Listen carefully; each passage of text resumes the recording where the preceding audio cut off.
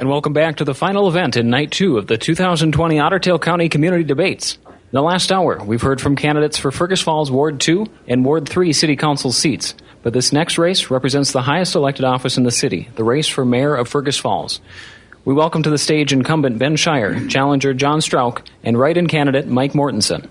Candidates, as the rules for this debate, again, remain unchanged, we'll jump right in.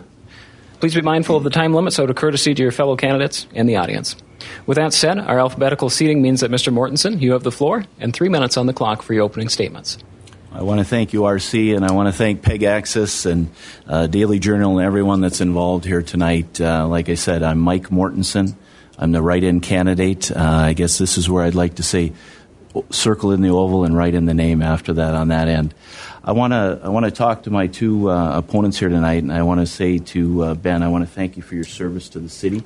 I want to thank you for our friendship over the last 35 years. And nothing with this campaign has to do with you and I. It has to do with the betterment of the city economically is why I'm running. John, I want to tell you that over the last weeks that I've seen you in campaigning, I've gained a lot of respect for who you are. And I think you're a great asset to the city. And I don't want you to forget that in my eyes, okay? Thank you. To let everybody know, my roots run deep here. My grandfather and them came in 1870, and I've lived here my whole life. I graduated high school here in 1989, and after that I went on to serve my country in the United States Marine Corps, ultimately ending up in Mogadishu, Somalia before I was discharged. That whole time when I was in the service and I was away from Fergus Falls, all I could think about is how much I loved this city, how much I wanted to come home, how much I wanted to be somewhere safe with people that I knew. And that has kind of driven me to live here the rest of my life. After I got back, I went on and earned my Doctor of Chiropractic degree, and I have the distinct honor to serve our nation 3 days a week up at the Fargo VA Hospital, where I take care of America's heroes, whether they're from Vietnam, Iraq, and Afghanistan. I've also have the distinct honor to own the only billboard company here in town, and I've done that for over a decade, where I've served the community well with every business, and I know just about every business owner in this community, where I've been able to help them expand, to help them grow, to help them become what they need to be in this city. So I have a very close connection to every business that is here. I want to thank those businesses that over the last few weeks have pushed, they've been the wind at my back. They said, Mike, we need you to do this. We need you to be the write-in candidate for the businesses in the city, and that's why I'm running as the write-in candidate. I also want to thank all my supporters that have been handing out flyers, making phone calls, and doing things of the such. You guys are amazing to me. I can never repay you for the things you've done and to the kind words that you've given me. So again, I'm Mike Mortensen. I love this city. I'll live here forever, and I'm your write-in candidate. Thank you, sir. Mr. Shire, you have 3 minutes. Thank you, RC. Hello, everyone. Good evening. Thanks for being here. Thanks to the Journal, Leighton Broadcasting, Peg Access. Thanks for those watching at home, listening on the radio. My name is Ben Shire, and I'm the mayor of Fergus Falls. It's been the honor of a lifetime to serve as mayor of a community that I love. I'm proud of the work that we've done over the past 4 years. We're moving forward as a community, and I'm committed to continuing that progress. I'm a dad. I'm a husband. I'm a coach. I'm an elder at the Federated Church. I volunteer with numerous community organizations, and I was first elected to the city council here in Fergus Falls in 2004. My wife Tess and I, along with our 5 children, are dedicated to this community. We have demonstrated that commitment by investing ourselves in a family business that has employed and provided paychecks for more than 100 individuals in this community over the past 5 years. I have a proven track record of leadership for this community. I have 12 years of demonstrated support for our police officers and firefighters. I have 12 years of building partnerships with the nonprofit, the business, and faith communities. And those efforts have paid off. In a time when there's so much chaos and turmoil in the world, ask yourself, is there any place in the world that you would rather live than Fergus Falls? But I also recognize we have challenges. And I'm proud of the way that as a community we've responded to those challenges. In the face of a national retail crisis, I had the vision for and built the partnerships to create Greater Fergus Falls, an economic development model that built public-private partnerships that leveraged the common sense of the business community reduced bureaucracy, and have proven results. In the past year, we've filled 2 of our big box vacancies. And one of those has led to a $5+ million proposed development on the former Shopko site that is scheduled to break ground next spring. And since the day that Target closed its doors, Greater Fergus Falls has helped more than 26 businesses open their doors. We're going to continue that momentum. But to me, most importantly, at a time in our country when we are so extremely divided, I have demonstrated that we can make progress through hard work, finding compromise, and bringing people together. We owe that to our children, and we owe that to each other. Thank you. Thank you, sir. Mr. Strauch, you have 3 minutes. I want to thank everybody who put this together, also all the citizens who are watching at home who care about our fine city. Tonight I hope to share some of the ideas I would bring to the office of mayor. I was born and raised in Fergus Falls, went through high school, and shortly after moved to Colorado, where I learned the trade of tiling and flooring from my uncle. I also started a painting company in Aspen, Colorado for a short time, then came back to Fergus Falls in 1991, where I've raised my 2 daughters. I've been self-employed businessman in the community for over 25 years. I enjoy helping the elderly, baking apple pies for them, also riding motorcycle with my wife, and enjoying time with family. I've been to many council meetings, ran for council and mayor, and have kept up on the issues of the city over the years, for the last 15 to 20 years. I've seen a lot of changes in my life of living here, a lot of good changes, but also a lot of sad things. Some of the things that has really come to my attention is how we spend the city budget. I've seen consultant fees increase to the point of millions of dollars. And I see we have very capable people in our city, in our staff, that is able to make decisions for our city. And it's really been frustrated over the years that we hire out people from other cities, Minneapolis, St. Cloud, Fargo, to tell us how to do our city, when we have very capable people here right in our staff and people that work for our city. So that has been one of the big issues that I'm trying to address. Also, our residential streets have been neglected for many years. We know that there's only a small amount of money that can be used for roads, but we seem to fix ones that aren't necessarily as bad as others. And the ones that are really bad seem to get neglected. There's places where sidewalks are 50, 60 years old. Sure, we fixed some with the ends for blind people and that, but there's so much more we can do. So where we spend our money is very critical. So I would like to see some changes in our community and in our town. So that is why I decided to run this time. Thank you. Thank you, sir. And thank you, candidates. We'll rotate the order again after each question, so our first question begins with Mr. Shire. First question is short, but vital. In your opinion, what is the city's greatest challenge, and how would you address it? Mr. Shire, you have 2 minutes. Yeah, I mentioned it in my opening. The city's greatest challenge, I believe, is in a changing retail environment, in a changing global economy, staying relevant and supporting our business community. And I mentioned Greater Fergus Falls, and I'll mention Greater Fergus Falls a lot tonight, but we have to maintain a strong business community. And we have, when I talk to Otter Tail Power executives who work in communities across Minnesota, North Dakota, and South Dakota, they tell us that after establishing Greater Fergus Falls, we have the strongest economic development model of any community our size in a 3-state area. And so we've got to support our business community, and we have supported our business community, and we've got a strong economy through the partnerships that we've built. And again, when I took office, economic development was one person inside City Hall. We brought that outside of City Hall and broadened our relationship and partnership with the community, across the business community across, and has shown results. Unemployment in Fergus Falls has declined over my time in office. Sales tax increases have been up 5.8%.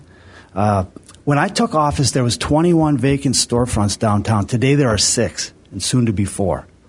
And 26 new businesses have started in Fergus Falls since the creation of Greater Fergus Falls. So I'm proud of what we've done to support our business community, but the biggest challenge we have in this community is making sure that in these changing global economic times and Amazon, that we maintain and support our businesses. Thank you, sir. Mr. Strauch, you have 2 minutes. Well, I guess I would have to say one of the biggest things is the Regional Treatment Center. And, of course, jobs that are good paying. The state gave us the Regional Treatment Center many, many years ago. I was on the committee that was brought there to determine what could be used as a reusable for the building. That was way back when Russ Anderson was mayor. Since then, I have followed up on many, many meetings and opportunities to discuss what to do with that. Over the years, the council has made bad decisions as far as I'm concerned, and others in our community, as to how that's been done. We have lost out on many opportunities to bring revenue in. The money that the state gave us was used for things other than to keep the building intact, so now there's issues there. I believe we could have done a lot of things differently there. We also have an opportunity to possibly get something going there with a Veterans Rehabilitation Center. I would hate to see that building get tore down. It can be used for Summerfest, weddings, so many opportunities, and also business. Thank you. Could I just respond? Yes, sir. I appreciate John's comments. I just want to make it clear, when I took office, there was a dysfunctional relationship between the city, State Historical Preservation Office, that would not allow anything to get done on that campus. I built relationships with many trips to St. Paul between State Historic Preservation Office, legislators from both parties in the legislature, and the city, that was able to bring in $3.49 million in bonding on that property to remove the least historic properties and get it in a place that we're able to redevelop it. Thank you, sir. Mr. Strauch? Can I have a rebuttal? Yep. Many years ago, I don't know if you were on the council, Ben, or not, but the owner of the Midweek was responsible to get a Chinese school here. He was flown over by Otter Tail Power for many meetings with the Chinese. At that time, he talked to the council and would not allow a movie to be produced there or anything other than what he determined. We lost opportunities. Thank you, sir. Mr. Mortensen, your comments. You have 2 minutes. Well, I tell you, RC, I appreciate it a lot. I'm kind of living in an alternative reality here tonight with individuals talking on the council, the mayor, and some of the council members that our economic vitality is just great. And I'm not going to be a downer here. I've lived here my whole life, and I think otherwise. I think we have many, many open buildings in this city. You can go by Sunmart, you can go by Kmart, you can go by Heedall's, you can go by the other Mexican restaurant, the other truck area that's there, the Shopko recently. We have a lot of buildings that need to be filled. And one of the reasons, and probably the main reason that I'm here on the council, is to fill those buildings. And I have a plan to do that. It may be with Greater Fergus Falls. It may be with a different type of economic type of setup. But I am here because those buildings need to be filled, and that is the greatest challenge. When you go door to door and you hear people say, can we get something back? Can we at least get something back? We're one of the only cities around this area that lost a Target. We've lost all of these things. And I tell you, it's personal to me to do this, to bring it back. I don't need to sit here and just become the mayor to be the mayor. I am here to bring business back to the city, and we're going to do everything that we can to get that accomplished. If that's not your greatest challenge, and it's not on the minds of everybody, you're missing the boat here. Could I make a comment, Yes, Arcy? Yeah. I just want to, I don't want us to be going off of fear. I want facts. And if you look at the facts, 2 of the vacancies that Mike mentioned, we have filled. Also, unemployment is down. The number of jobs is up under my leadership. And in 2020, there is going to set an all-time record for new home construction starts on record in Fergus Falls. So to say that the economy is bad is just not true. Mr. Mortensen, any comment? Let's go on facts. When you come into town from the west, you go by 4, 5, 6 buildings that are sitting vacant, and they cannot be filled. And that is an issue for our city. That's an issue for companies that want to come here. When they drive in, it's just vacant. And that has to change. Thank you, sir. The next question is similar in nature to the first question, but it plays a little further in. Economic development has flitted in and out of City Hall over the years, with much of that work now handled, as Mr. Shire mentioned, by Greater Fergus Falls. What role should City Hall play in economic growth and planning, and what work would you do to that end if elected? And Mr. Strauch, we'll begin with you. Well, thank you. I think Greater Fergus Falls is getting a little more credit than they deserve. Our business people are the ones who create the businesses. There's 5 developers that have bought Shopco and are going to develop that. It had nothing to do with Greater Fergus Falls. They have gotten some small businesses going, but I don't see anything big. I went to the first meeting. I would like to see some businesses like a drone industry or robotics industry. We have a lot of empty buildings, like Mike said, that could be filled with something like that. And all they need is a building. And we could have a lot of jobs, a lot of opportunities. So I think if we allow the business people to give them breaks, to help them, to give them initiatives, when they fix up the downtown, there's a businessman that has fixed up at least 3 or 4 buildings downtown. He did that on his own. So I think we need to give credit to where it deserves. And so the more we help our businessmen, the more we can see our downtown revitalize and to get to where we want it to be. And also, there again, it's where we spend our money. Our river is a great opportunity, but we have a sewage pipe that goes across the river, and you can't kayak down that river because of that. I have brought that to the attention many times. Nothing seems to be done about it. Thank you. Thank you, sir. Mr. Mortensen. Economic development is everything to me, and it's everything to this city as well. One of the things that we need to do is we need to make sure, whether it's Greater Fergus Falls or it's another entity, that we set it up with people that are specialists. And what I mean by that, people that know exactly what it is to acquire business and exactly what it is to do those things with these buildings. I'm going to say something that's going to be radically different than what people are used to here.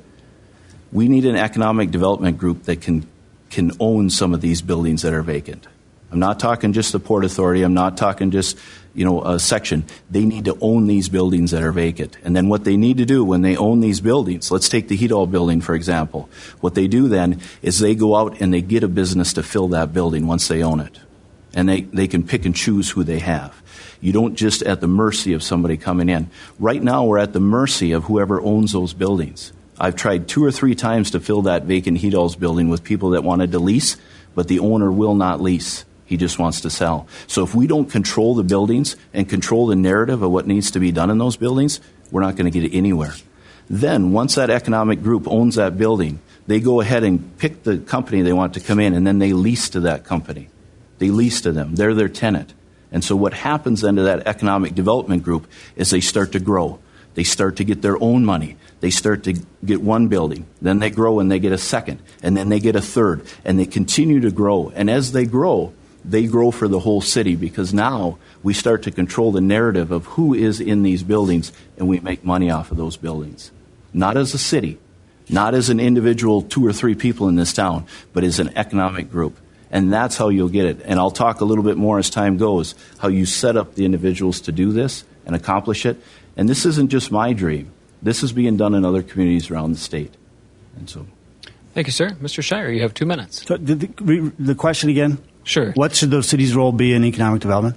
Yes, and what work would you do to that end? Yeah, just to make it clear, I know some of the offers that have been made to purchase those buildings, and it's not economically feasible or responsible to suggest that we're going to own those buildings right now. That has to have market solutions to some of these problems. If the city were to take ownership of those buildings, I'm not sure if you're suggesting city ownership, but if we the mall, Kmart, and Sunmart, that would increase property taxes by 20%. And I don't support subsidizing corporate interests that have no vested interest in this community with taxpayer dollars. We don't know that they're going to be here 3 years. I want to invest in our local businesses, the families, the 6 developers that John mentioned who are in on the Shopco site, the $5+ million project. Their kids go to our schools. They go to our churches. They're invested in this community. We need to support them, and that's what we've done through Greater Fergus Falls. And I don't mean to pat myself on the back, but when Target closed, I knew that we needed a new economic development model in this community, and I went out and built it. And it's demonstrated and proven to bring results. Thank you, sir. Fergus Falls has always leveraged transportation to succeed as a regional hub. Hey, RC, I think Mike has a... I'm sorry, Mr. Mortensen, you have a rebuttal. Can I comment to that? Let's do I that never, first. ever suggested that the city should own these buildings. That would be a catastrophe to do that. But I do say an economic group has to own these buildings, and they have to control the narrative. Because right now, these buildings could sit vacant for 10, 15, 20 years if we don't have the ability to do this. And that's how you generate revenue. You aren't going to have the city buy these buildings. That's an exact inappropriate thing to do. The other thing that we have to be careful with is a mayor that talks against corporations. We need to be connected to these corporations. When you take a CEO of... Apologize, sir, I have to cut you off. Mr. Shire, do you have any response?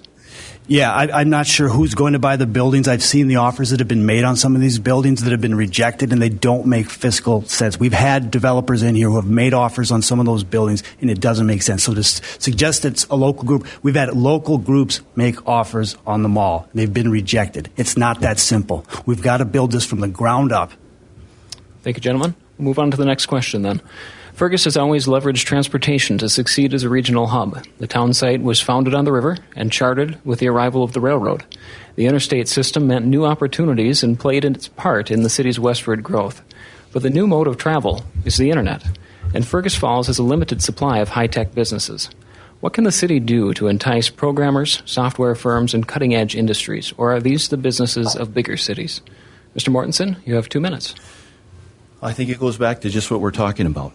It goes back to an economic development group that control the narrative of what they do. And so what I mean by that is if you have a group of specialist people, when we're looking at buildings and we're looking at industry and we're looking at different things, we don't want an economic group where we just have someone fill a seat, a warm body fill a seat. We need individuals on that economic group, whether it's Greater Fergus Falls or it's something else, that can talk about real estate, someone that's a specialist in zoning and different methods for that. So if we need an internet group to come in, they can get in the right area. We need a specialist that can control buildings and know what buildings mean. So what that is, that's a construction trade type individual. So when you walk into a Heedall's and you're going to purchase that building as an economic group, as an investment for the future, where you could have a tenant in there for 30, 40 years, we have to have a specialist in there that can look at that building and say, this building is perfect for what we need.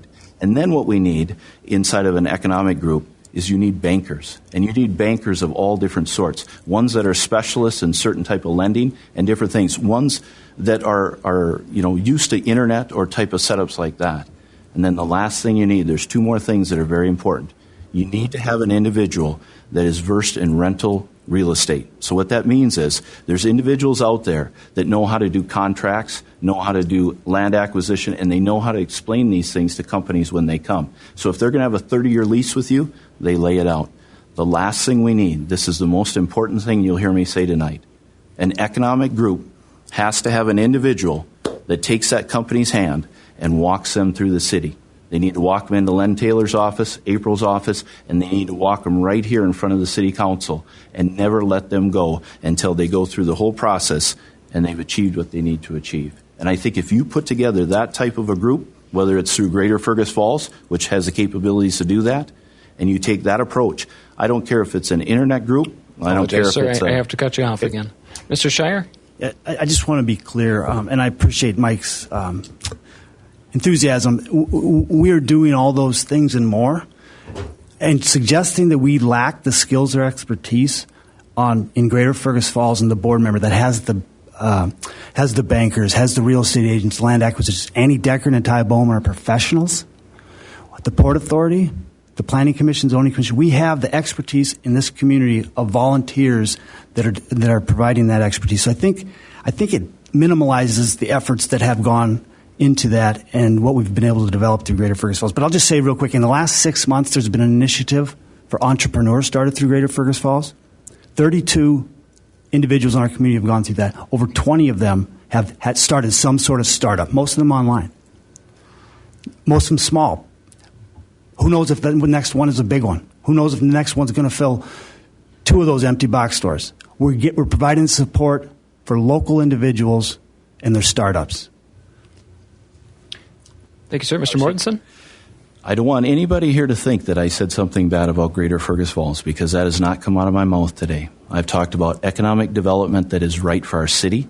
Whether that comes from them or it comes from somewhere else, it just has to be right for our city. I've worked with Greater Fergus Falls since the day they started. They've been on my billboards, and I gave Greater Fergus Falls the biggest push I could last year. I gave them almost $5,000 worth of advertising on my billboards to get them out there, to get them noticed. I want them to succeed. Thank you, sir. Mr. Shire, any remarks? No, I don't have any. We'll move on to Mr. Strauch then for the same question. I think our city needs to help as much as we can with getting high-speed internet to people. The way things are going now, the future is, like you say, it's moving towards internet. Everything is done online. We can work. There's a lot of people working from home. They need that fast internet. We can check into the 5G, see where that's coming into play. We can also work with our schools, find out where our programmers would come from, how we could help the students to learn how to do the software. And it would show businesses that we have good employment opportunities because we're teaching our young people to do these things and to use the internet. And I think just like online shopping has taken over, and a lot of businesses have hurt from that, we need to look at the future, and the future is the internet, and it is an internet that you can have available to people. So I think that is a very important thing for our city. Thank you. Thank you. Given where we're at with our time right now, we're going to attempt to squeeze one more question in, but we're going to need to adjust the time limit to do that. So the next question, you'll have 1 minute to respond, and the question is this. U.S. history is littered with prominent figures who shaped the nation and whose names we recognize to this day. Fergus Falls, likewise, has celebrated names like Wright, Adams, and Frankberg, to name a selection. What makes a leader, and how would voters of this city recognize a leader in action? Mr. Shire, we'll ask you first. You have 1 minute. I think the biggest leadership quality that I appreciate is empathy and listening. A leader needs to know his community, his or her community. They need to care about their community, and they need to show that with actions, not words, but actions. I think anyone who looks at my record would know that I've done that through actions. I've been there for people, I've put in the hard hours, and I've brought people together. Thank you. Thank you, sir. Mr. Strauch, you have 1 minute. I believe a good leader is a good servant, somebody who's willing to serve. And the mayor position is a part-time position, according to the city charter, which means you have limited hours that you're getting paid for. I've worked with the Ferbers for many years, and one of the things Kelly did was put many, many, many hours into the mayor position when he was mayor. He did a very good job. He was mayor for many, many years because of that. So I believe one of the main things for a good leader is to be able to be a servant, to be able to look out for the needs of all the people in your community and all the people in your city. And that sometimes is a tough thing to do, but that's what needs to be done. Thank you. Thank you, sir. Mr. Mortensen, you have 1 minute. Leadership is the ability to recognize what you need to do, no matter if it's popular or not. You look around, you see what needs to be accomplished, and you get it done. Leadership is all about influence. The ability to have people, maybe if they don't want to do something, or they're unsure, or they're afraid, you get them to do it, and you do it in the right way. Leadership was honed in my bones in the city of Mogadishu. And there's times where we had the Humvee sitting there, and I had young Marines that didn't want to go out into the city. But I looked at them, and they looked at me with a sense of confidence, and we did it. I'm not saying this is Mogadishu or the Marine Corps. We're much better than that. But I'm saying leadership is influence to get people to get things done. And that's why I'm sitting in this chair tonight, to lead this city through the economic woes that we have right now and bring us out the other side. Thank you, gentlemen. For the last time, we'll move on to our final questions. And once again, these questions are a little bit different and will be for each candidate individually. I suspect you all know the drill by now. The time limits will remain the same at 2 minutes, though there will be no option for rebuttal, and we will reset the order of questioning. So, Mr. Mortensen, we'll actually begin with you. Mr. Mortensen, one thing you have in common with your competitors is your background as an entrepreneur. But if I understand correctly, your work, especially with the Veterans Affairs and your chiropractic practice, places you at times outside this community. How can the voters of Fergus Falls be certain you'll be there when the next target closes or when nature itself lashes out? How will you divide your time without compromising your commitment to this city? You have 2 minutes, sir. So like I've said, my commitment to the veterans that have served our country is immense, and it'll be that way for a long time. But I also have an equal commitment to the businesses that are in this city. These businesses count on me for my billboards and the things that we do on that nature. So one of the things that I've decided, my wife and I talked about this, is I usually build 1 to 2 new billboards a year with our company. And so what we're going to do is we're going to suspend all of our billboard production if I become the mayor. So what that's going to allow me to do is that's going to allow me to have 20 hours of time a week to dedicate to the mayor's position. So every Wednesday, I will have office hours here in the mayor's chambers. I checked with City Hall to see what the last mayors have done. It's been many different things, from a couple hours to 4 hours to actually no hours at all. And so I am dedicating 20 hours of my work week to the city, and I also have multiple vacation hours to use whenever needed through the VA. But I am dedicated to the city, bringing business back in a way that we can compete with Alec, we can compete with Detroit Lakes, and all of those cities. Because here's the thing, RC, that we didn't talk about tonight. People can Google this. If you look at the city of Alexandria from 1990 on, it's went from 10,000 to 14,000 people, and it's climbing. If you look at Detroit Lakes, it went from 8,000 to 12,000. If you look at the city of Perm, it's growing. If you look at the city of Bemidji, it's going from 12 to 15. Do you know what the city of Fergus Falls did? It sat right at 13.5. 13.2, we annexed Woodland Height, we went to 13.8. We're not growing. We're not achieving the business needs that we need to achieve. In order for us to be competitive, this has to happen now. Thank you, sir. Mr. Shire, like your competitors, you're a businessman in this city. Your establishment, however, has played host to a number of politicians in the last few years, including just this last week. Some in the community have criticized the intermixing of your office and political representation your business affords traveling candidates. How can the voters be certain that you represent all people in this city, regardless of politics? You have 2 minutes, sir. Yeah, thanks, RC, for the question. First of all, I had no connection with the event that happened at our pizza places last week, but I have a proven track record of working with people of all sides of the political spectrum, including Bud Nornis, Bill Engelbretson, Colin Peterson, and nonpartisan mayors from across the state. That's my job. And let me be really clear. I've taken a lot of questions about my support for Governor Tim Walz. And let me be very clear why I supported Tim Walz for 2 reasons. First of all, as a local elected official, the 2 most important issues for me are school funding and funding our local cities. He had the best plan for that, and it's proven results. Under his local government aid plan, the city of Fergus Falls has received $126,000 in increased local government aid for us to provide services without raising property taxes in the community. The school has received more than $400,000 each of the last 2 years. But I've also been very clear where I disagree with the governor. I was clear I did not support his mandate to close our businesses.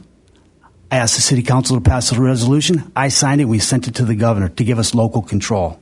I do not support the legalization of marijuana. And I want to be perfectly clear because there are people who are spreading false information deliberately. I do not, I have not, and I will not support Fergus Falls becoming a sanctuary city. Period. Thank you, sir. Mr. Strauch, you have... Not to the individual questions, sir, but thank you.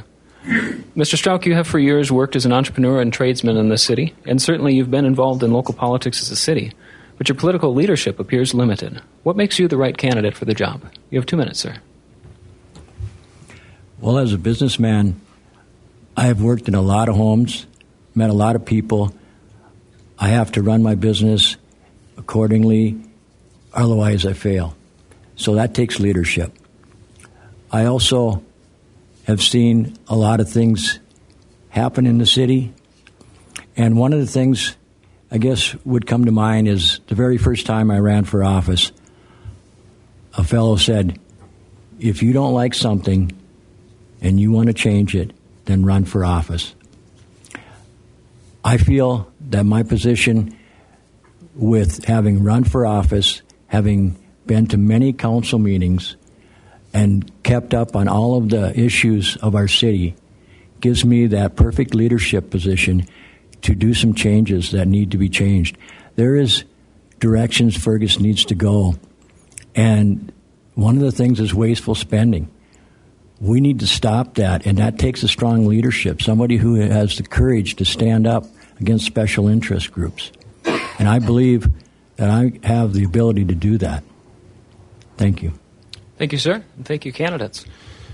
We will now allow each candidate 3 minutes for closing statements. And following our order, Mr. Shire, you will go first.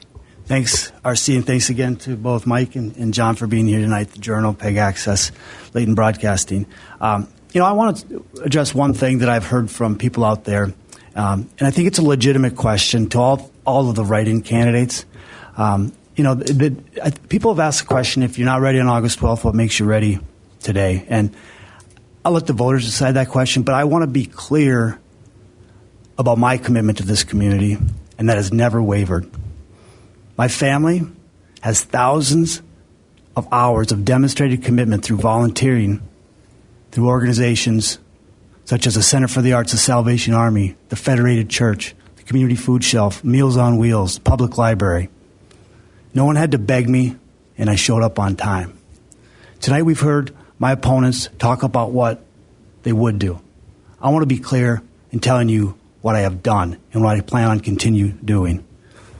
Our economy locally is strong under my leadership.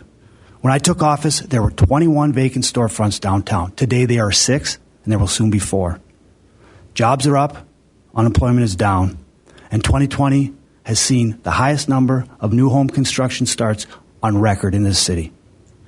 This happened in the midst of a global pandemic where businesses around the world are closing. In Fergus Falls, we are opening business. And I'm proud of our response to COVID because of established relationships between city staff, local healthcare providers, and county public health officials. We ensured that we had, and we continue to have, the resources and equipment necessary to respond to whatever situation may come our way. But simultaneously, the city coordinated effort with nonprofit and local churches to ensure that our residents and our businesses had the resources they need to make it through these challenging times. We made sure the food shelf remained open. We supported families and children. And we provided more than $500,000 directly to local businesses. There's no better place to live right here in Fergus Falls. We're blessed to live in a safe community with a strong economy and a beautiful environment. We have strong schools, arts, cultural, and recreational opportunities, and affordable housing. And in a world that is increasingly divided, in Fergus Falls we are friends, we are neighbors, and we are a community. For the past 4 years, I've woken up every morning, put my shoes on, and hit the pavement to work hard to move this community forward by bringing people together. I'm proud of that work. I want to continue that work, and I want to do it together. Tonight I'm asking you for your vote, and I say thank you. Thank you, sir. Mr. Strauch, you have 3 minutes for your closing remarks. Again, I want to thank everyone for the opportunity to reach out to the citizens of Fergus Falls and ask for your vote on November 3rd. If you're tired of wasteful spending, as our utility taxes increase every year, our residential streets are falling apart, it's time for the city council to make decisions according to the city charter for the best interest of the whole city. I don't feel that's being done. As mayor, I would like to see that happen. Also, let's help the people that are hurting in our city. Also, the elderly. Let's do things that show our citizens that we care and we appreciate their tax dollars. There's little things we could do that doesn't take a lot of money. Like I said, there's so much money that's going in directions that it could be better spent. Snow ridges in the wintertime is a little issue but it's very important. People come out of their homes, they need to go to work, and there's a big ridge there. We could do something for them by just eliminating that ridge. There's a lot of elderly that live behind the mall in twin homes.